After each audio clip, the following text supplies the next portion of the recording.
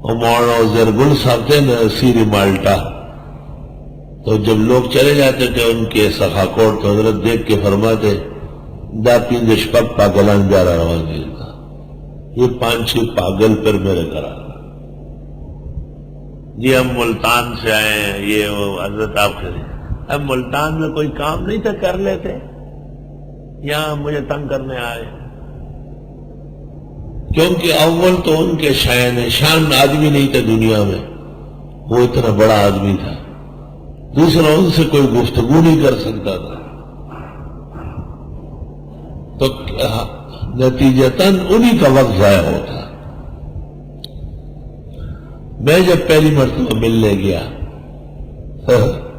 جب میں کراچی آیا مجھے پتہ چلا کہ دنیا کے اندر ایک قیمتی انسان ہے جو حضرت شیخ الہند مولانا محمود الحسن کا خاص شاگرد ہے۔ تو میں یہاں طالب علم نے مجھے کہا یار تم نے مولانا زرگل کو نہیں دیکھا، سرحد کے رہنے والے ہو۔ مجھے بھی بہت شرم آئی۔ چھٹیوں میں گھر جا کے میں سخا کوٹ گیا، مردان سے ایک راستہ جاتا ہے، مسجد ایک چھوٹی سی، وہ اپنی زمینوں پہ رہتے تھے، وہاں مکانات، شہر چھوڑ چکے تھے۔ مسجد میں ایک سرخ سفید لمبے قد کاٹ کا آدمی بیٹھا ہے، قرآن مجید پڑھ رہا ہے۔ مجھے کہا گیا یہ ان کا گھر ہے، تو میں نے وہ مسجد میں جو آدمی بیٹھا تھا اس سے میں نے پوچھا کہ مولانا زرگل کہاں ہے؟ مجھے غصے سے دیکھا اور قرآن مجید رکھ کے میرے پاس آیا اور کہا کہ اگر وہ تمہیں ملے تو کیا کرو گے اس کے ساتھ؟ میں نے کہا کہ وہ بڑی تاریخ ساز شخصیت ہے اور مجھے ان سے ملنا ہے۔ کہ استاذوں نے آپ کو یہ نہیں کہا تھا کہ وقت بہت قیمتی ہے، اس کا خیال رکھنا چاہیے؟ میں سمجھ گیا کہ آج بھی تو یہی ہے، اور چارپائی ڈالنے لگے مجھے بٹھانے کے لیے، تو میں نے کہا میں ڈالتا ہوں، تم کیوں ڈالو گے؟ آپ کا میرے گھر میں کیا کام ہے؟ خیر پھر مجھ سے 2 منٹ بیٹھے نہیں تھے، پوچھا کہ صبح 9 بج رہے تھے، تقریباً 9:30 بجے، پوچھا کہ کھانا کھا کے جاؤ گے یا پہلے جاؤ گے؟ اب اگر میں کہتا کہ پہلے تو وہ کہتے کہ ہاتھ ملاؤ چلو، تو میں نے کہا نہیں، دوپہر کا کھانا کھا کے جاؤں گا۔ تو مولانا موڈ میں ہو گئے، کچھ باتیں شروع کر دی۔ آئی سوال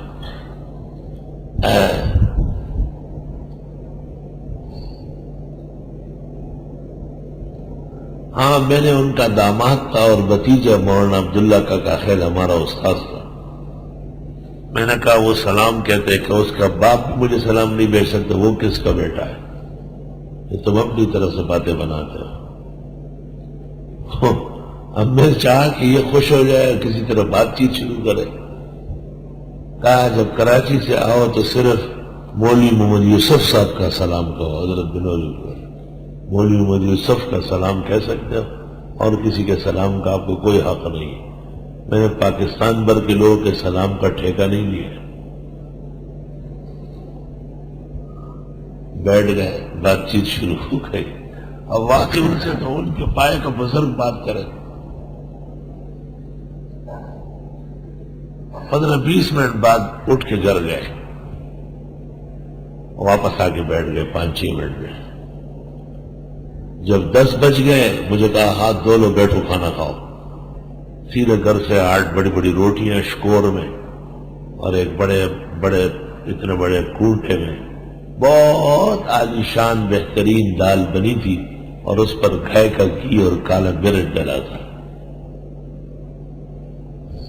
اور اچار کا ایک مرتبان بھی لے آئے، اور بڑے بے تکلفی سے پھر مجھے روٹی توڑ کے دے رہے تھے، اور اب کھانے کے دوران بہت ہی زیادہ دل بستگی میں تھے۔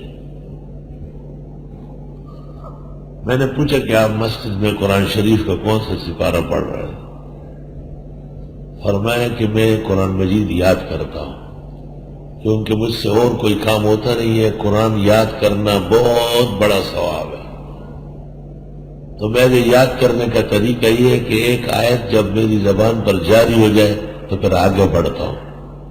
اس طرح میں نے اب تک 15 یا 16 مرتبہ قرآن مجید یاد کر لیا ہے، پورا ہو کے پھر شروع کرتا ہوں۔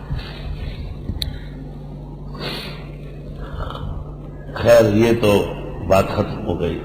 اگلی مرتبہ جاتے وقت میں نے استاد مولانا عبدالحنان سے کہا کہ آپ ہمارے ساتھ چلے، وہ بہت بڑی ہستی ہے، میرا گرانی محسوس کرتے ہیں، یہ اچھی بات نہیں ہے۔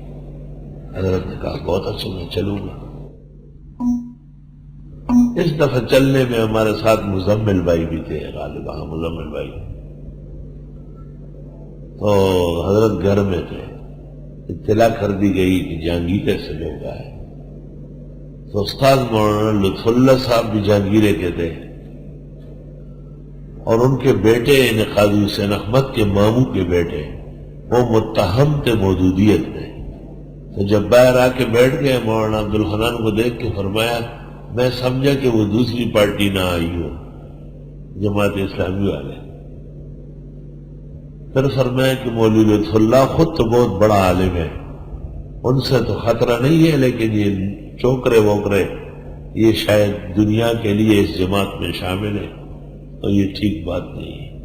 تو میں نے گزارش کی کہ کراچی کا ایک مہمان ہے، اگر گفتگو اردو میں ہو جائے فوراً اردو میں شروع کر لی۔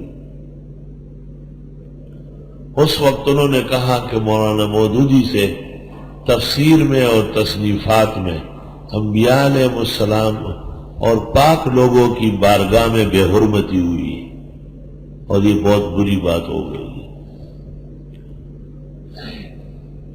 مولانا عبدالحنان صاحب نے ان کو دیوبند کے بعض واقعات یاد دلائے، وہ ان کو یاد تھے اور بہت زیادہ خوش ہوئے۔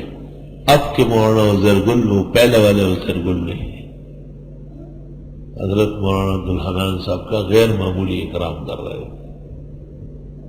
مولانا نے تو ان کو کہا کہ حضرت آپ تو حضرت شیخ الاسلام کے ساتھ ہوتے تھے، ہم تو طالب علم تھے، ہماری کوئی حیثیت نہیں۔ فرمایا یہی کافی تھا کہ آپ دیوبند پڑھنے گئے تھے، اور مولانا مدنی کے بخاری ترمذی میں بیٹھتے تھے۔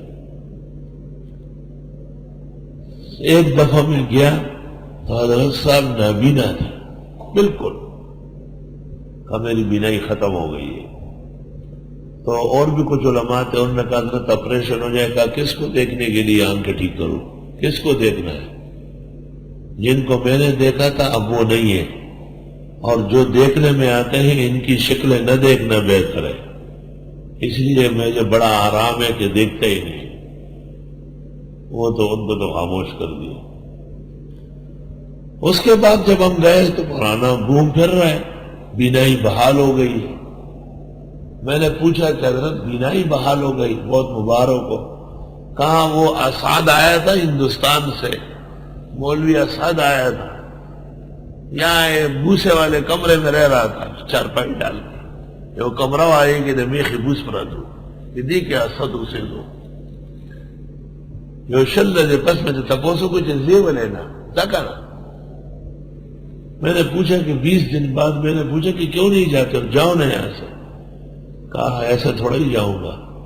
تو میں نے پوچھا کیا کر کے جاؤ گے؟ کہا آپ کا آپریشن آنکھوں کو کرا کے جاؤں گا۔ تو میں نے کہا میں نے آپریشن نہیں کرنا۔ 20 دن اور ٹھہرا، میں سمجھ گیا کہ جا کر میں سال بھر بیٹھا رہا ہوں، نہیں جاؤں۔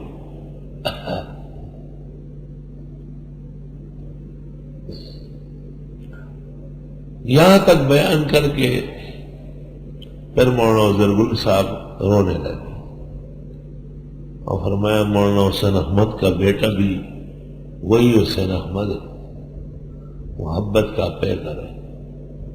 کہ میں نے اجازت دے دی کہ ٹھیک ہے آپریشن کراؤ۔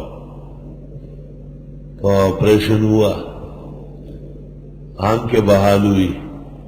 جب اسے اطمینان ہو گیا کہ میں ٹھیک ہو گیا، اس کے 20 دن بعد پھر 60 دن گزار کر کے گیا ان کے گھر۔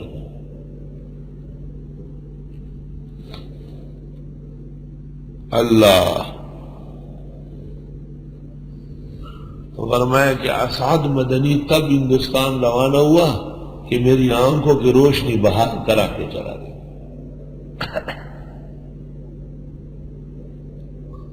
پشاور اسپتال میں شرائط لگائی تھی. ایک شرط یہ تھی کہ اخبار میں نہ دے، دوسرا یہ کہ کسی قسم کے مولوی کو اندر نہ آنے، تیسرا یہ کہ آنے والوں سے کوئی ہدیہ تحفہ قبول نہ کیا،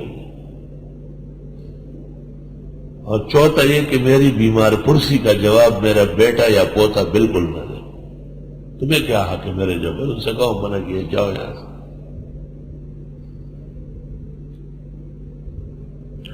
انتقال سے پہلے بھی ہم گئے تھے، پلنگ پہ لیٹے ہوئے تھے.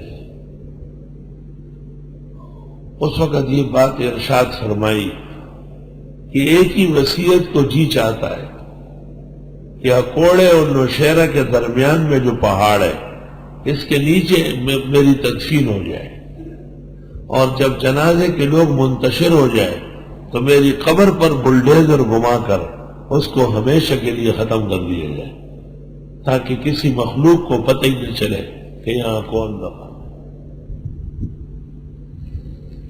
توبہ توبہ، تواضع اور بندگی کا اثر اس شخص پر نئی مثال ہے دنیا میں. اس ہندوستان انگریز ڈائری کے اوپر مقدمہ لکھا ہے اسعد مدنی نے. مولانا وزیر گل پر بعض اعتراضات کے جوابات دیتے ہوئے اخیر میں لکھتے ہیں،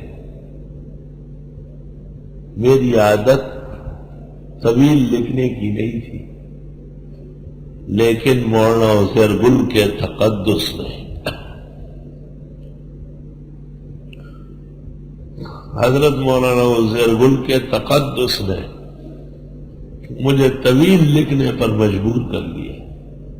اور پھر مولانا اسد لکھتے ہیں، لذیذ بود حکایت دراز تر گفتم، کہ مولانا وزیر گل کی مدافعت اور ان کے تقدس پر لکھنا یہ بہت لذیذ حکایت تھی، اس لیے میں نے بھی اس کو طول دے